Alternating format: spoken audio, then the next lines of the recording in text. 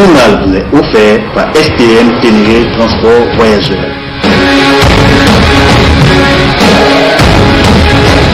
STM, une nouvelle façon de voyager.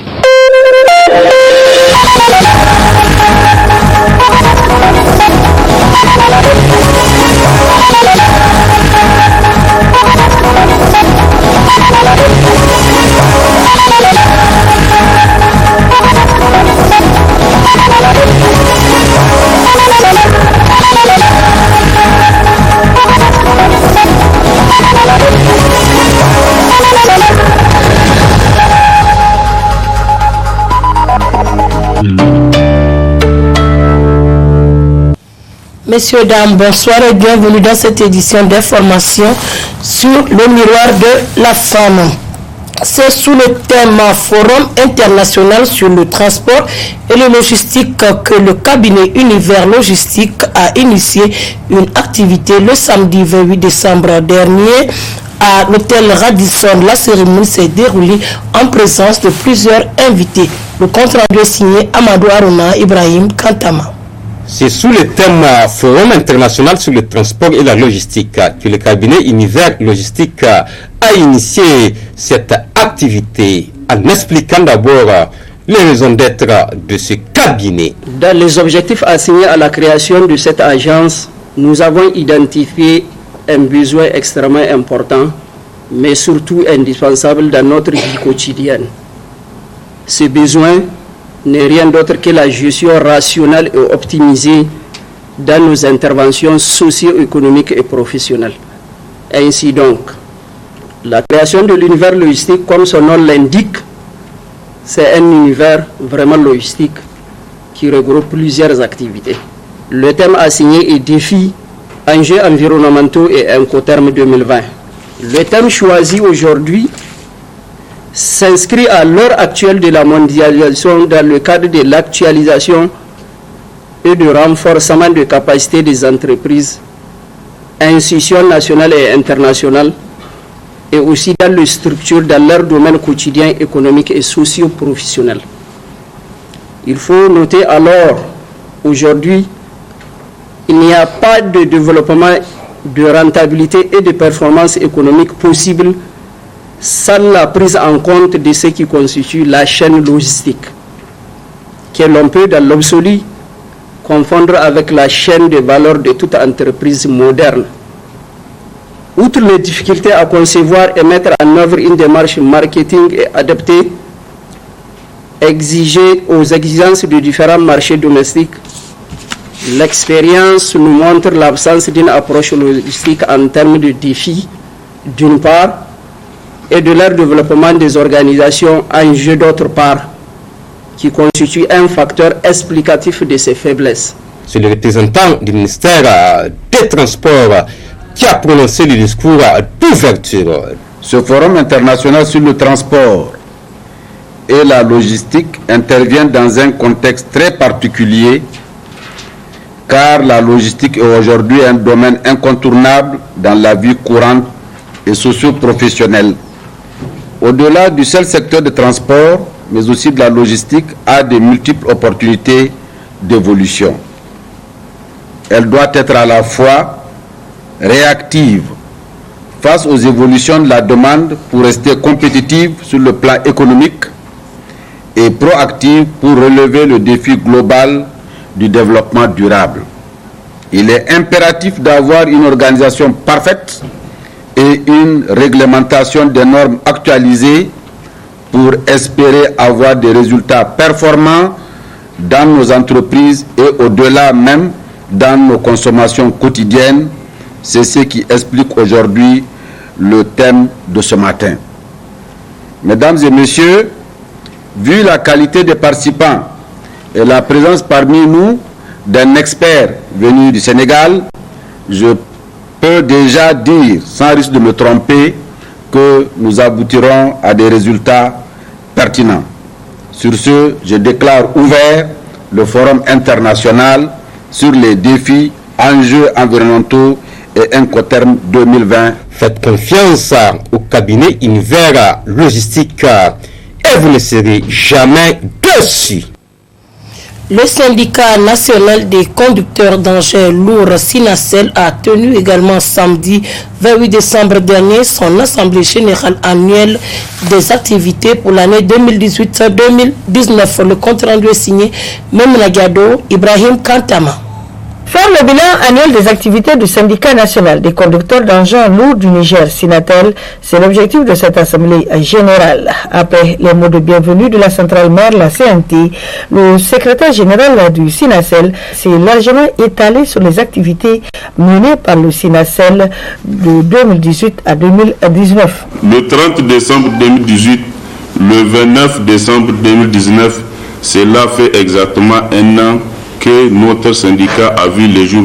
Le bureau exécutif national du SINACEL a durant cette année su consolider les acquis et droits de ses membres conformément aux recommandations issues de notre congrès constitutif.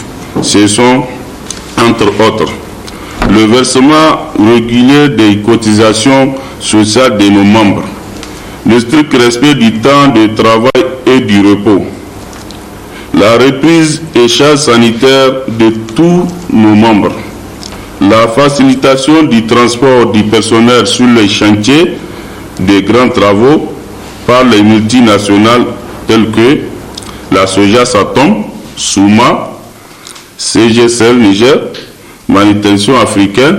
Le syndicat national des conducteurs d'engins a également relevé quelques difficultés rencontrées par ses militants. Certains camarades ont été victimes d'abus, notamment les cas de licenciement abusif par certains partenaires, mais aussi la violation des textes législatifs et réglementaires en matière de droit du travail où certaines multinationales et entreprises privées dans le cadre de recrutement qui engagent des expatriés en lieu et place des nationaux qui ont les mêmes expériences, qualifications et compétences.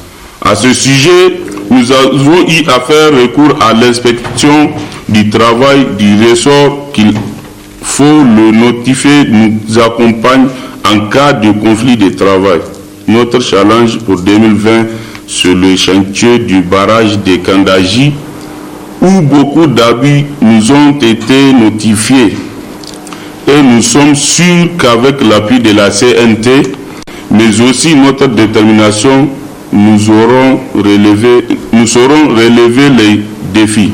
Pour finir, le syndicat national des conducteurs d'engins lourds du Niger, SINACEL, présente ses condoléances aux familles des 71 militaires tombés sur le champ d'honneur le 10 décembre 2019 dernier à Inates et ceux de l'attaque de Sanam. Comme vous le savez, nous sommes à la fin de l'année, donc l'heure est au bilan. Le secteur éducatif de l'année 2019 a connu plusieurs avancées par rapport aux années antérieures. C'est ce qui ressort de la bouche des responsables des centrales syndicales de l'éducation dans ce reportage signé Sharifatou Suleiman et Ibrahim Kantama. Une année s'achève et une autre commence. L'année 2019 est marquée par plusieurs aspects dans le secteur éducatif au Niger. À cet effet, on peut retenir d'abord le mouvement et les réformes qu'a subi le système éducatif au Niger. Vous avez constaté avec nous qu'en 2019, il n'y a pratiquement pas eu beaucoup de mouvements, ou il n'y a même pas eu de mouvement dans le secteur de l'éducation, du fait d'abord que les organisations syndicales avaient l'esprit beaucoup plus figé sur l'organisation des élections professionnelles, puisque c'est la première fois au Niger qu'on organise ces élections. Et bien les syndicats de manière sectorielle et les confédérations ont beaucoup mis leur énergie dans l'organisation de ces élections. Donc du coup cela a freiné un peu l'élan des revendications au niveau des organisations. Mais cela ne voudrait pas dire qu'il n'y a pas de préoccupation ou qu'il n'y a pas de préoccupation majeure qui concerne les enseignants. On peut dire qu'elle a été marquée d'un certain tunnel de réformes que nous avions connu. Et des réformes, si on a salué l'esprit de ces réformes-là, nous n'avons pas salué en tout cas la manière dont les réformes avaient été faites. Puisque qui dit réforme dit arranger. Or, celui qui veut arranger est à encourager. Mais il ne faut pas arranger juste pour arranger ou arranger n'importe comment. C'est en cela que, en tout cas, les avis sont très mitigés en ce qui concerne les effets de ces réformes-là qui se sont empilées. Pour preuve, avec le début d'un nouveau programme transitoire de l'éducation, PTSF, qui désormais remplace le PSF, qui est le programme sectoriel de l'éducation et de la formation, qui est censé courir de 2014 à 2024, il doit durer 10 ans. Mais voilà qu'en 2019, on nous dit d'arrêter le PCF compte tenu d'un certain nombre de paramètres et qu'il faille tout de suite aller dans un nouveau programme. Il faut noter que des engagements ont été souscrits par les différents syndicats, mais jusque-là, le gouvernement n'a pas honoré son engagement. L'année 2019 a aussi coïncidé avec la fermeture de plusieurs écoles dans les zones d'insécurité Tillabéri et Difa sur décision du ministère de l'enseignement primaire. Il faut dépolitiser l'administration, on nomme qui il faut, là où il faut, et qu'on mette les enseignants dans les conditions très apaisées de travail, parce que cette gestion tendue du personnel, cette gestion presque, comment on appelle ça, catastrophique du personnel, il faut qu'on arrête ça. Un enseignant ne peut être productif, il ne peut être performant lorsque déjà à la maison il a les problèmes de finances, il a les problèmes matériels, il a les problèmes de santé, et qu'en face de son administration encore il a l'impression d'être devant un terroriste administratif, mais ça pose un problème. Il faut qu'on arrête et qu'on aille vers l'apaisement de les relations entre les enseignants et le gouvernement. Le gouvernement a pris beaucoup d'engagements qui n'ont pas été honorés. À la date d'aujourd'hui, les mêmes problèmes que nous avons depuis 2016 continuent et persistent encore 2016, parce que si vous vous rappelez, le 13 décembre 2016 était la date de signature du protocole d'accord entre le gouvernement et les organisations syndicales du secteur de l'éducation. Et nous sommes également en contact avec les camarades de l'intérieur, tout comme de Niamey, pour faire la situation exacte des préoccupations que nous avons. Il faut juste déplorer ce qui se passe dans notre pays, la question sécuritaire qui aujourd'hui freine également beaucoup de choses. Et aujourd'hui, en dehors des FDS, les enseignants sont les plus exposés par cette question de sécurité. Pour sécuriser ces enseignants-là, sécuriser les écoles et permettre à ce que les enfants du Niger puissent véritablement aller à l'école. Fermer plus de 5 écoles dans une localité, cela sous-entend quoi? Cela sous-entend qu'il y a des milliers d'enfants qui risqueront de se retrouver dans la rue sans pour autant aller à l'école. Mais également la création d'emplois promis par le président de la République. Les promesses faites pour recruter les enseignants. Vous avez vu depuis combien d'années il n'y a pas eu de recrutement, tout en souhaitant une bonne année 2020, un trait qui s'annonce, je le dis en avance, et je pense que 2020 puisse être meilleur et que 2020 connaisse une certaine stabilité pour notre pays, pour le bonheur des populations nigériennes. En somme, l'année 2019 a été très mouvementée dans le secteur éducatif. Ainsi, plusieurs réformes ont été adoptées par l'État et ses partenaires afin de mieux améliorer les conditions d'études des enseignants et des élèves pour l'année 2020. La jeune fille au Niger est confrontée à de nombreux défis, notamment en matière de santé, d'éducation, de lutte contre le mariage précoce et surtout de sa déscolarisation. Raison de plus de faire le bilan de la jeune fille au Niger avec l'ONG FAD. C'est avec Kossi Afangbeji Ibrahim Kantama. L'accès de la jeune fille et son maintien dans le système scolaire sont de réels défis au Niger. Au fur et à mesure que la jeune fille grandit, il y a des besoins en matière de charges à supporter par les parents, qui eux-mêmes sont dans une situation où la priorité est d'abord d'assurer leur survie au quotidien. Dans le domaine de l'éducation de la jeune fille, je pense que l'année 2019 a été marquée par plusieurs avancées, notamment si on prend le décret portant protection, soutien et accompagnement de la jeune fille en cours de scolarité qui a été signé par le président de la République avec ces 2 arrêtés d'application. Et je pense que c'est déjà un résultat concret qui est là en matière de protection de la jeune fille en cours de scolarité. Et dans le cadre de ce décret, les ONG, en l'occurrence l'ONG FAD, Femmes Action et Développement, a eu à vulgariser ce décret dans plusieurs villages, des villages très éloignés, auprès des autorités, auprès du corps enseignant, auprès de la cible elle-même qui est la jeune fille.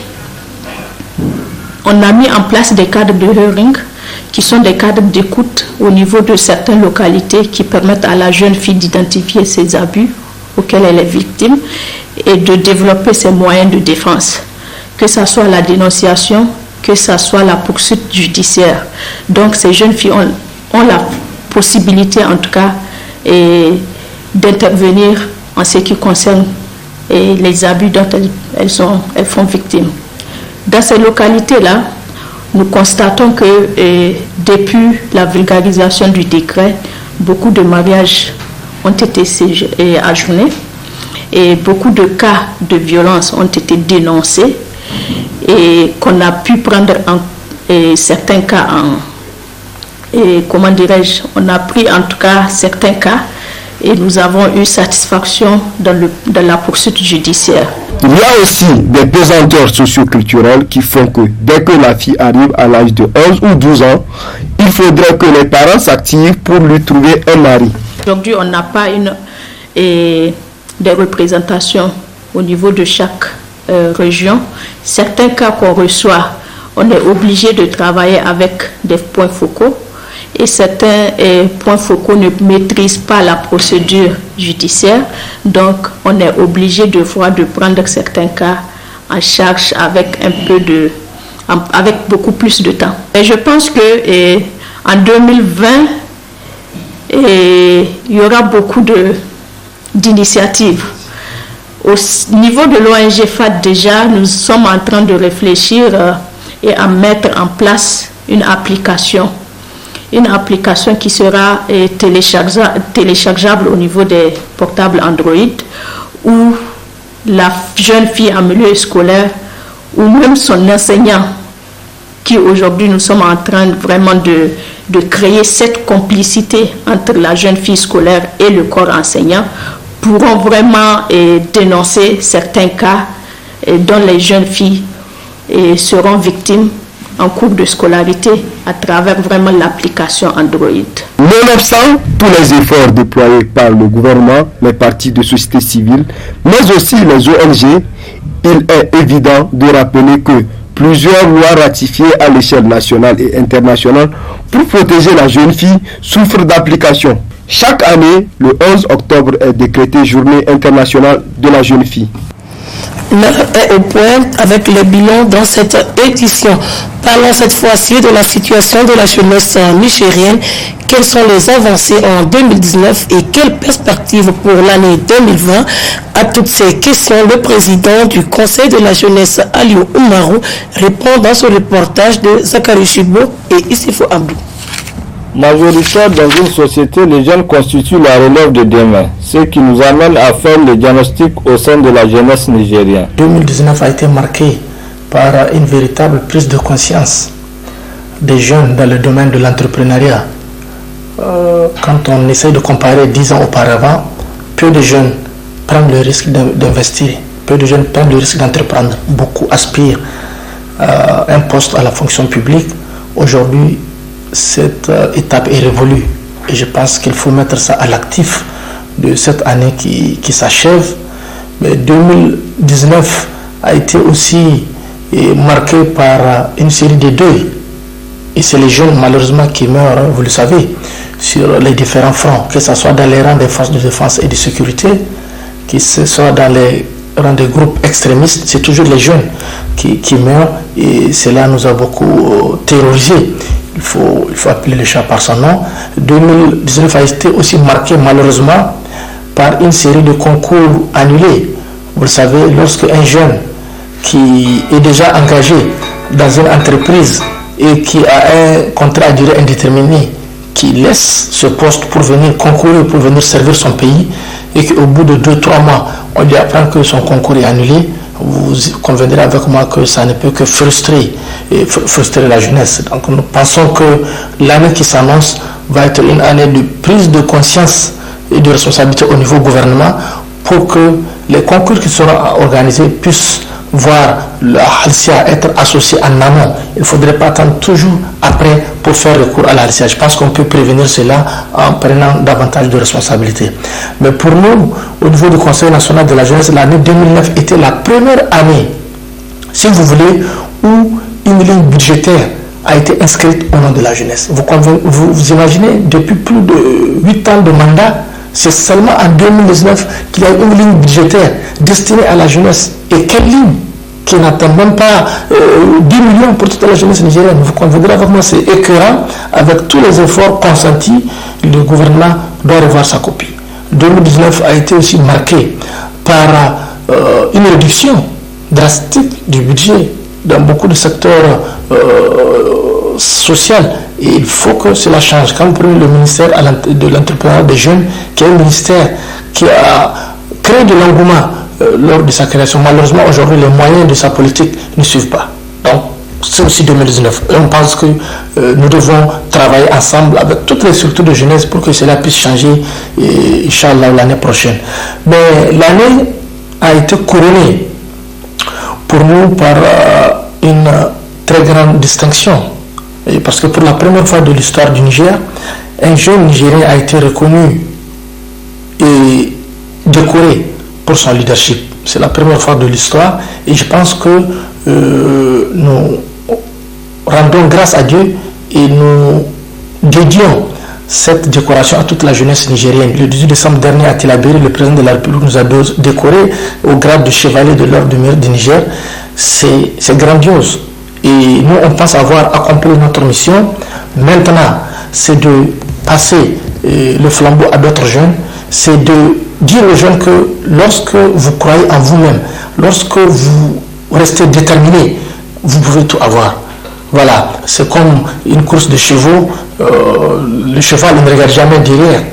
Il fonce toujours devant. Donc c'est ce que je demande, en tout cas, profiter de cette occasion que vous m'offrez pour dire à la jeunesse nigérienne, foncez tout droit devant vous. Dans tous les cas, quel qu'en soit ce que vous allez faire, en mal ou en bien, d'autres seront là pour vous critiquer, pour vous déranger. Mais il ne faut pas en tenir compte, il faut avancer. Et je pense que nous, la décoration qu'on a eue vient corroborer tous les efforts que nous avons consentis de manière bénévole à notre pays, de manière bénévole à notre jeunesse. Et nous avons ouvert le chemin. Avec cette décoration, d'autres jeunes seront certainement distingués d'année en année, et c'est ça notre souhait. Le président du Conseil de la jeunesse a mis beaucoup l'accent sur le bon travail remarquable par la jeunesse sur toutes les questions intéressent la vie de la nation.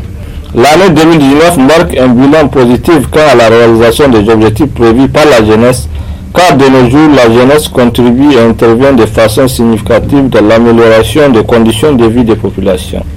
Ensuite, les jeunes luttent pour le développement du Niger et mettent leur détermination dans la lutte contre les fraudes dans le concours de la fonction publique avec l'appui de la Halcia pour mettre fin à la corruption. Un autre défi à relever est la migration qui est faute de manque d'emploi.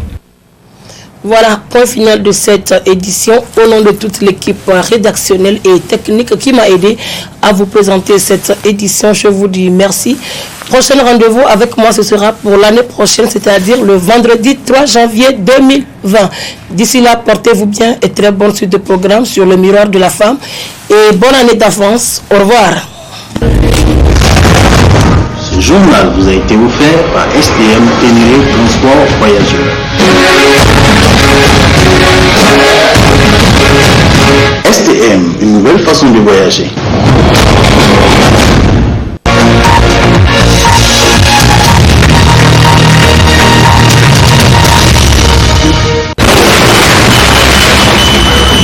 Radio Télévision Tambara 107 MHz. La voix de la femme. Tambara. Enfin, la télé. Shabby, you know you they make me colo.